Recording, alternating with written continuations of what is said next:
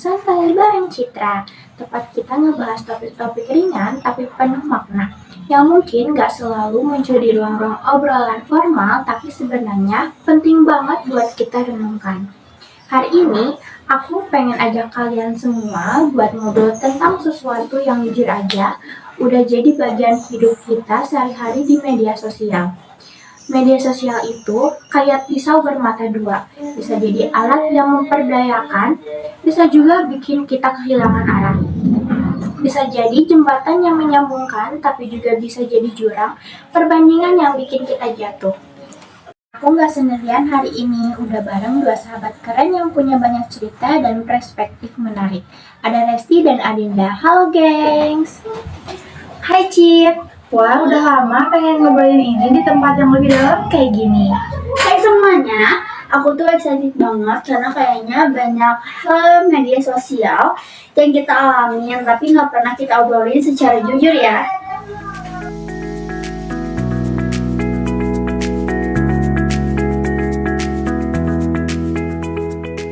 Nah, aku mau mulai nih dari pertanyaan simpel tapi agak nyelekit nih. Sehari itu kalian bisa rata-rata berapa jam sih di medsos?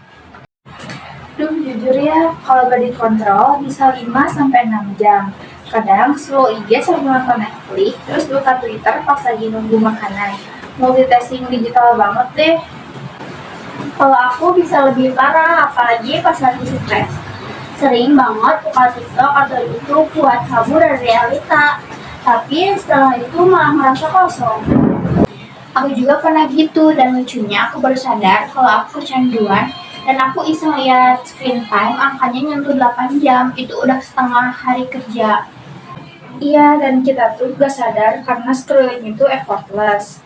Tapi efeknya tuh real banget ke mental kita.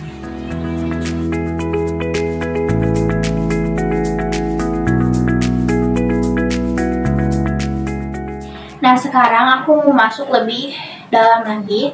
Pernah gak sih kalian ngerasa kayak media sosial itu bikin hidup orang lain tuh lebih kelihatan ideal? Pernah banget, apalagi pas masa-masa aku ngerasa stuck sama hidupku. Terus buka IG, lihat teman posting jalan-jalan ke luar negeri, beli rumah, nikah, karir naik. Bawaannya jadi mikir, aku ngapain aja sih? Sama banget, dan lebih parah, kita tuh bandingin highlight reel mereka sama behind the scene hidup kita. Padahal kan itu gak adil. Betul, media sosial itu seringkali bukan representasi realita, tapi kurasi. Orang cenderung posting yang bagus-bagus, tapi kita konsumsi itu sebagai kebenaran hidup. Dan akhirnya muncul tekanan buat juga tampil baik-baik saja di dunia maya. Padahal aslinya kita lagi rapuh banget. Itu bahaya banget sih. Aku pernah sampai gak mau post apapun karena takut dinilai, takut dibandingin. Jadi kayak hidup buat validasi orang lain.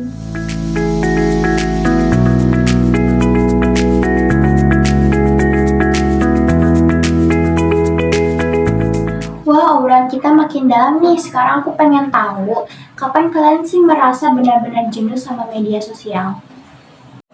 Aku pernah detox medsos 1 bulan penuh setelah merasa overwhelmed. Akhirnya berat banget, tapi setelah seminggu aku ngerasa lebih tenang, tidur lebih nyenyak, bahkan lebih fokus sekolah.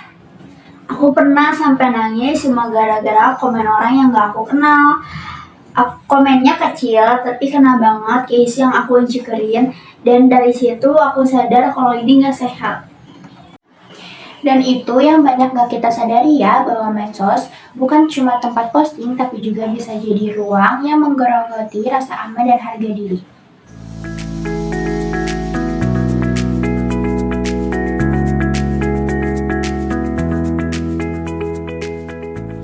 Sekarang kita balik ke solusi, gimana caranya menurut kalian supaya kita tetap bisa eksis di media sosial tapi nggak kehilangan diri sendiri. 1. Kenali trigger kita. 2. Bikin batasan. Aku sekarang punya waktu off setiap malam jam 9 ke atas. Dan aku stop compare diri sendiri sama orang lain. Kalau aku lebih ke seleksi konten, aku follow akun-akun yang bikin aku belajar, tertawa, atau tenang. Sisanya aku mute atau aku unfollow. Aku suka banget tuh intinya bukan anti medsos, tapi pakai dengan sadar, kita yang pegang kendali bukan dikendalikan.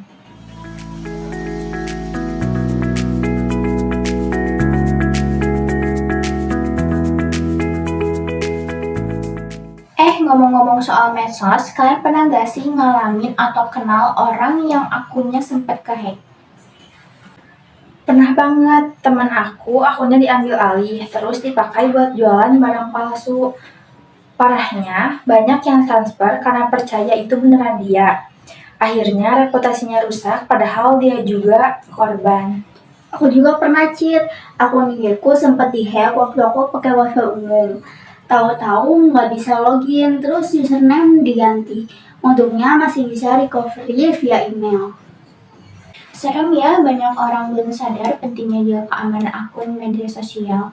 Kadang kita terlalu cuek kayak pakai password yang gampang ditebak atau nyambungin akun ke aplikasi random. Makanya penting banget tuh buat aktifin verifikasi 2 langkah. Itu basic tapi ampuh banget. Dan jangan asal klik link, apalagi dari DM atau email yang mencurigakan. Banyak banget kasus phishing yang kelihatannya kayak info undangan atau kerjasama tapi ternyata jebakan. Yap, dan satu hal lagi, backup data penting kalau bisa, arsipin konten-konten berharga di luar platform, jangan semua cuma disimpan di satu akun media sosial. Benar, karena sekali akun kita hilang atau dibajak, kadang susah banget balikin, apalagi kalau gak ada bukti identitas yang kuat. So, buat semua yang dengerin, jaga akun medsos itu bukan cuma soal privasi, tapi juga soal identitas dan kepercayaan digital. Ya, sekarang media sosial itu udah kayak kartu identitas kedua, jadi jangan anggap sepele. Bikin password yang kuat, aktifin 2FA dan tetap waspada.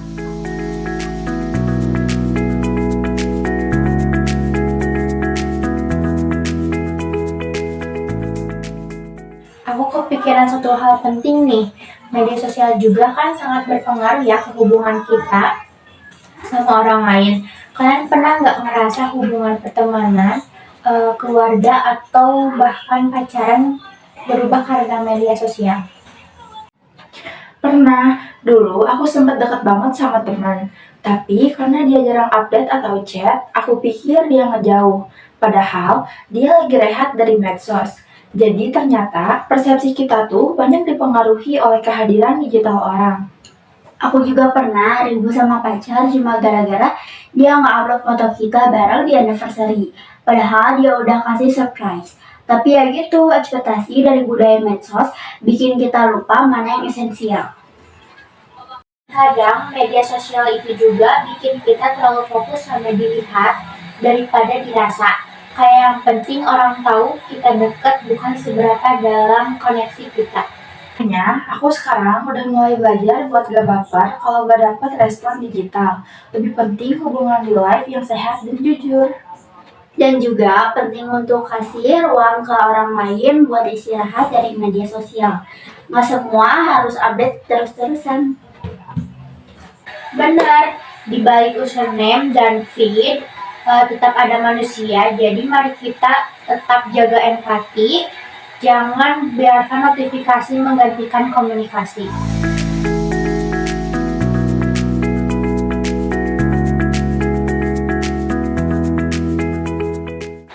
Oke, ada pertanyaan menarik nih. Siapa dirimu di media sosial dan seberapa jauh itu mencerminkan dirimu yang sebenarnya? Wah, jujur ya, aku dulu mah yang pilih-pilih banget apa yang mau diposting. Aku cuma kelihatan ceria, produktif, nggak pernah sedih, tapi lama-lama capek juga ngejaga citra. Aku juga pernah merasa kayak aku punya dua versi, yang real dan yang digital. Tapi anehnya versi digitalku lebih dipuji, lebih diterima. Jadi aku sempat kehilangan arah. Jadi kayak aku harus jadi siapa supaya disukai.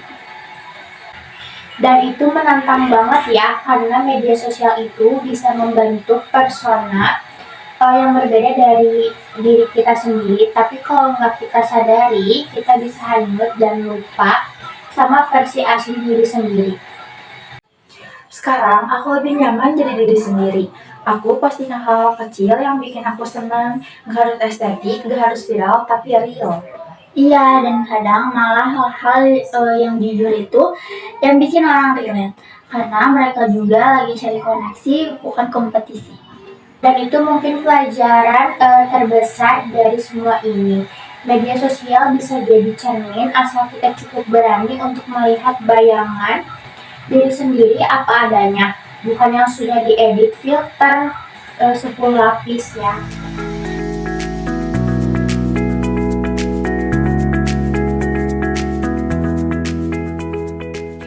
Satu sisi lagi yang penting banget untuk kita obrolin sebelum kita pamit adalah soal gimana media sosial bukan cuma soal individu, tapi juga bisa jadi alat perubahan sosial.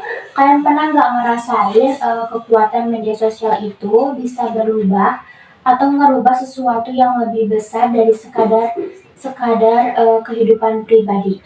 Pernah banget. Aku ingat waktu kasus pelecehan seksual yang ramai dibicarakan di Twitter. Orang-orang bersuara, saling dukung, dan saling edukasi. Itu jadi momen yang powerful banget. Bahkan akhirnya ada perubahan di institusi yang tadinya tutup mata. Iya, dan kita juga lihat gimana hashtag kayak Black Lives Matter atau Save Gaza bisa menyebar ke seluruh dunia. Media sosial tuh bisa jadi panggung buat suara-suara yang biasanya gak dapat tempat di media arus utama. Betul, tapi di sisi lain kadang kita juga ngeliat tren solidaritas yang sifatnya musiman, kayak pas lagi viral semua orang ikut dukung, tapi nggak begitu nggak trending lagi, banyak yang lupa. Jadi gimana sih itu kalian melihat itunya? Iya, aku juga sempat mikir gitu. Ada istilahnya kan, performatif aktivis. Tapi aku belajar untuk gak terlalu skeptis. Karena walaupun ada yang cuma ikut-ikutan, tetap ada sebagian yang benar-benar tergerak dan akhirnya turun aksi nyata. Dan buat banyak orang, media sosial itu satu-satunya tempat mereka bisa bersuara, terutama buat kelompok marginal. Jadi walau nggak sempurna, dia tetap punya peran penting banget. Makanya penting juga buat kita bijak sebagai netizen, ya. Jangan cuma repost atau share tanpa tahu konteks, tapi juga cari tahu lebih dalam dan kalau bisa terlibat langsung. Benar, dan kadang bentuk kontribusi gak harus besar. Bisa mulai dari ngobrolin itu di lingkaran kecil atau support karya teman-teman komunitas. Atau cukup dengerin dulu, karena kadang empati itu mulai dari mau dengar, bukan buru-buru kasih pendapat. Jadi, media sosial juga bisa jadi alat perubahan asal kita pakai dengan kesadaran yang penuh dan tulus. Jadi, media sosial juga bukan sekedar ikut tren, tapi karena di balik setiap hashtag ada harapan, ada perjuangan, dan ada nyawa.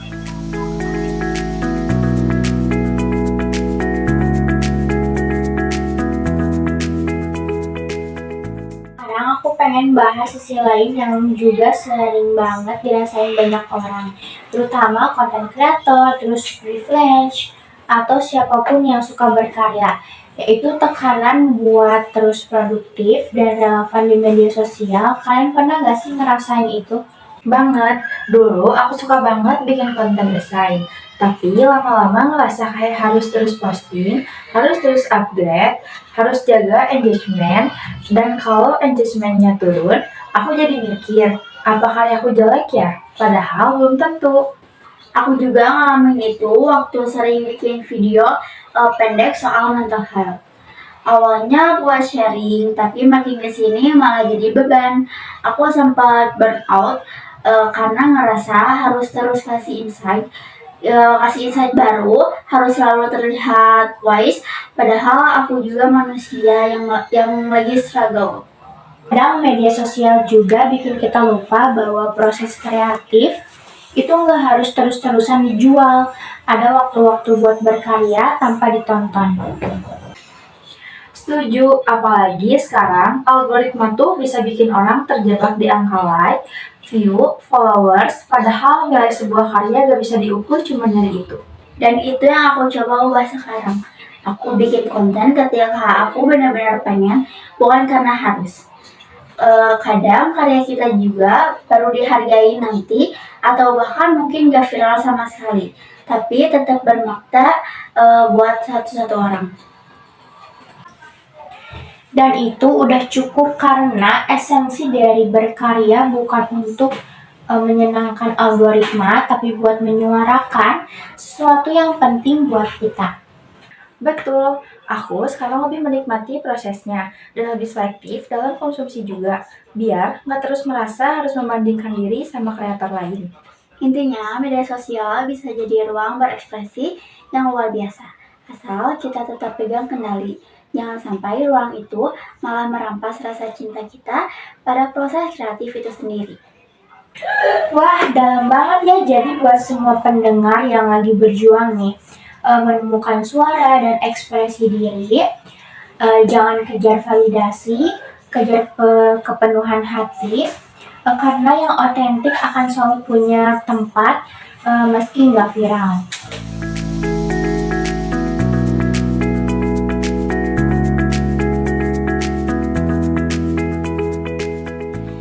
Kalau kalian bisa ngomong ke versi diri kalian 5 tahun lalu, yang baru mulai aktif banget di media sosial, apa yang mau kalian bilang?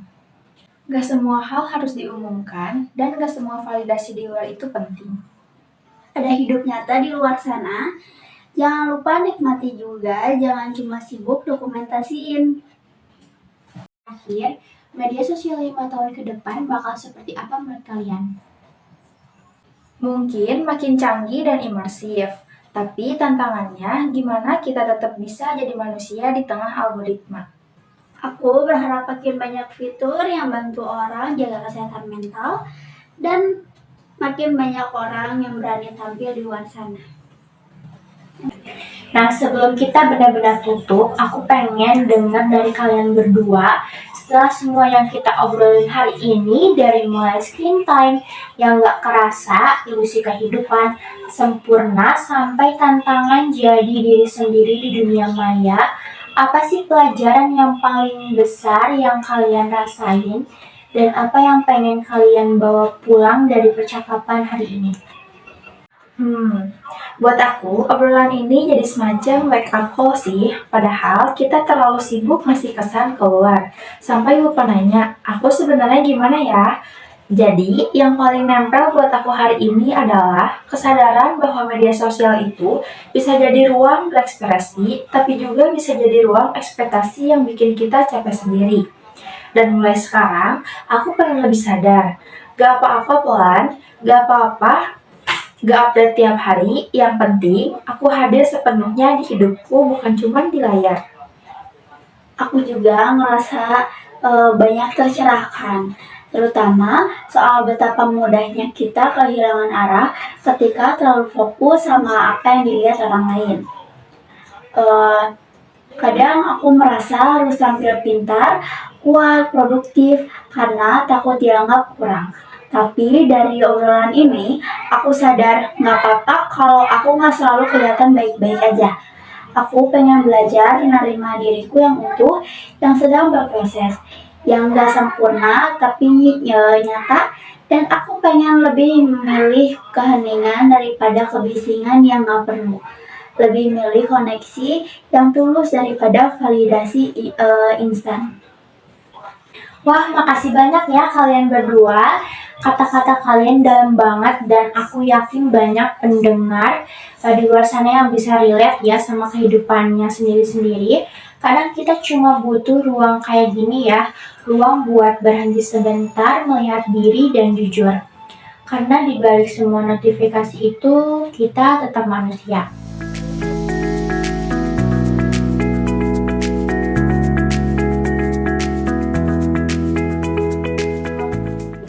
Wah, obrolan hari ini jujur aja bikin aku berkaca juga sih. Ternyata banyak hal yang kita pikir kecil di media sosial, tapi dampaknya bisa besar banget. Iya, dan semoga pendengar juga bisa jadi lebih bijak dan nyaman sama diri sendiri di dunia digital. Media sosial bukan musuh, tapi juga bukan penyelamat. Dia cuma alat, kita yang nentuin gimana gunainnya. Nah, dari obrolan kita hari ini, satu hal yang paling terasa adalah media sosial itu bukan sekadar tempat posting dari scroll-scroll, tapi juga sudah jadi ruang tempat kita membangun identitas, mencari koneksi, serta bahkan tanpa sadar sudah mengukur nilai diri. Tapi seperti yang kita bahas bareng tadi, media sosial juga bisa menciptakan ilusi. Jadi media sosial juga bisa memperbesar rasa tidak cukup dalam diri, menimbulkan tekanan dan memicu perbandingan yang gak sehat. Kita jadi mudah lupa bahwa yang kita lihat itu hanyalah potongan kehidupan orang lain, bukan keseluruhan cerita mereka. Jadi lewat cerita dari Resti dan Adinda, kita juga bisa disadarkan bahwa menjaga kesehatan digital itu sama pentingnya dengan menjaga kesehatan fisik dan mental. Kita perlu juga menyaring apa yang kita konsumsi, bukan cuma makanan tapi juga dengan konten. Dan yang paling penting perlu berani menetapkan batas untuk berkata cukup, bahkan untuk berhenti, dan batas untuk kembali ke diri sendiri. Media sosial itu juga bisa sangat berdaya guna, asal kita yang pegang kendali bukan sebaliknya. Jadi yuk mulai tanyain ke diri masing-masing apakah kita sudah memanfaatkan media sosial sebaik mungkin atau justru sebaliknya. Semoga episode ini bisa jadi ruang refleksi kecil untuk kita semua, bukan untuk menyalahkan, tapi untuk menyadari, bukan untuk menghindar, tapi untuk mengatur ulang cara kita hadir di ruang digital, di dunia digital ini. Terima kasih udah nemenin sampai akhir. Jangan lupa untuk hadir secara utuh, gak cuma di layar, tapi juga di kehidupan nyata dengan rasa cukup, rasa syukur, dan rasa sayang pada diri sendiri. Sampai ketemu lagi di episode selanjutnya, ngobrol santai bareng Citra, tempat kita berbagi cerita dengan hati yang jujur dan telinga yang terbuka. Stay real, stay mindful.